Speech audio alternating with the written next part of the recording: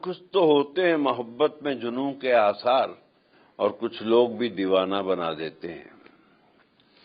मैं 1956 में जब बंबई आया तो मेरे 2 लक्ष्य थे। एक ये था कि हीरो बनना है, दूसरा ये था कि 3 लाख रुपया कमाना है। जब वो 3 लाख हो गए तो मैं हीरो भी बन गया। मैं जो सपने लेके आया था वो पूरे हो गए। अब क्या, मेरे बड़े प्यारे मित्र हैं, भाइयों से बढ़ के हैं, केवल पी कैशव। वो पब्लिसिटी के मैदान में ट्रेंड सेटर थे। मुझे कहने लगे, यार मैं पब्लिसिटी करते करते थक गया हूं, मैं फिल्म बनाना चाहता हूं। मैंने कहा, आजकल मैं लीडिंग लेडी के साथ बिकता हूं, तो किसी से बात करके फिर कहता, नहीं मैं फिल्म वो बनाऊंगा जो कहानी तूने सुनाई थी।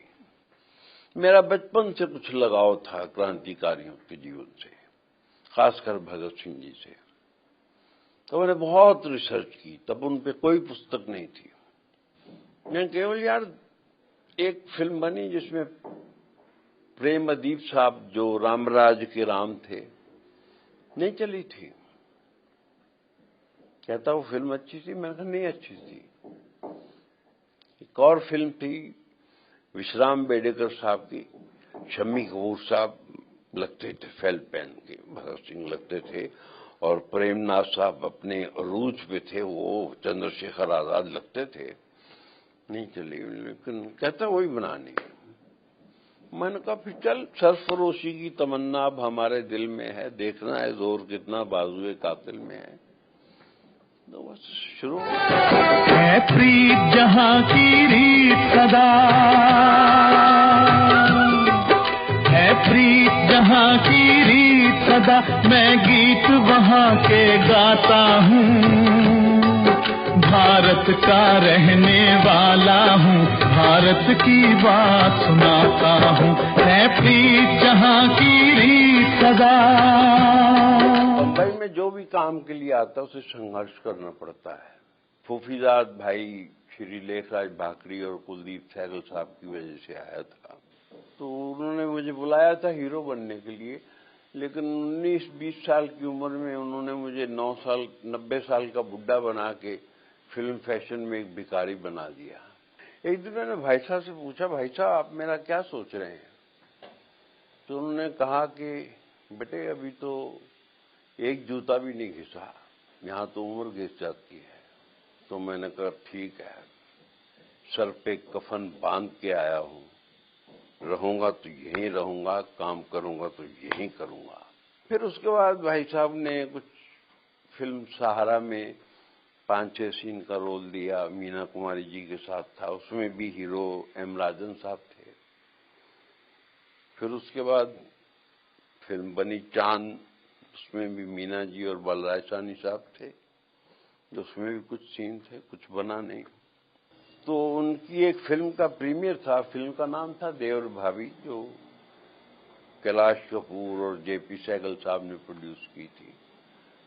गए तो वहां श्री एच.एस. रवेल मौजूद थे, उनकी नजर मुझ पर पड़ी, राजेंद्र साहब से बात की, तो उन्होंने मुझे फिल्म कांच की गुड़िया के लिए एज ए हीरो साइन किया, और 2 दिन बाद ही मुझे फिल्मिस्तान ने पिकनिक के लिए हीरो स्टार्ट किया। वहां से ये एक सफर फिर से शुरू हुआ, और हरियाली और रास्ता के बनते बनते दरमियान में, क्योंकि मैं 25 बरस का हो चुका था, रिलीज से पहले ब्याह भी हो गया, और ब्याह के बाद जो फिल्म रिलीज हुई वो हरियाली और रास्ता थी, और वो फिल्म मेरी प्रथम सिल्वर जुबली फिल्म। इब्तिदाए इश्क में हम सारी रात जागे, अल्लाह जाने क्या होगा आगे, ओ मौला जाने क्या होगा आगे। दिल में तेरी उल्फत के बंधने लगे धागे, अल्लाह जाने क्या होगा आगे, के प्रधानमंत्री लाल बहादुर शास्त्री जी आए थे प्रीमियर में 10 मिनट के लिए, लेकिन फिल्म शुरू हुई तो फिल्म ने उनको पकड़ लिया। मैंने केवल साहब से कहा कि ऊपर जाके प्रोजेक्शन रूम में कह दो कि इंटरवल नहीं करना। शास्त्री जी ने पूरी फिल्म देखी, खड़े हुए, तालियां बजाई, स्टेज की तरफ देखा, वहां माइक था, 20 मिनट बोले। फिर हम होटल में गए, कुछ साथियों ने वापस आना था कि 2-2:30 बजे प्राइम मिनिस्टर हाउस से फोन आया कि बाबूजी कह रहे हैं कि मनोज मुझे मेरी बचपन में ले गया है, मनोज से कहो कि अपने साथियों को लेके आए, सुबह चाय मेरे साथ भी। मैं गया तो शास्त्री जी ने बोला कि बेटे बहुत अच्छा किया। फिर कहने लगे सुनो, मैंने एक नारा दिया है, जय जवान जय किसान, क्या इस पे फिल्म बन सकती है? उनका ये कहना था कि मेरे बदन में एक बिजली सी कौन गई। मैंने उनके पांव छुए, मैंने कहा बाबूजी आपका आशीर्वाद चाहिए।